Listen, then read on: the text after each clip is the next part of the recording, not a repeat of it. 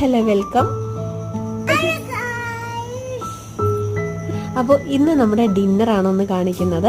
ഇന്ന് മക്കൾക്ക് ഏത്തപ്പഴം നെയ്യിൽ ഒന്ന് ഫ്രൈ ചെയ്തതാണ് രാത്രി കഴിക്കാനായിട്ട് കൊടുത്തത്. ഒപ്പം ദോശ ഉണ്ടായിരുന്നു കേട്ടോ. അപ്പോൾ ഏത്തപ്പഴം നന്നായിട്ട് നീളത്തിന് കട്ട് ചെയ്തിട്ട് കുറച്ച് നെയ്യ് ഒഴിച്ച് അതിലേട്ട് നന്നായിട്ട് മറിച്ചിട്ട് ടോസ്റ്റ് ചെയ്തിട്ടാണ് ഉണ്ടാക്കിയത്. പിന്നെ നമ്മൾ ദോശയും കൂടെ ചുട്ടിട്ടുണ്ടായിരുന്നു. ഇത് മൂകാംബിക ക്ഷേത്രത്തിലെ പ്രസാദമാണ് കേട്ടോ. ഇത് നെയ്യാണോ അല്ലെങ്കിൽ തേനാണോ അല്ലെങ്കിൽ പഞ്ചാമൃതമാണോ എന്നറിയില്ല, എല്ലാം കൂടെ കലർന്നൊരു ഇതായിരുന്നു.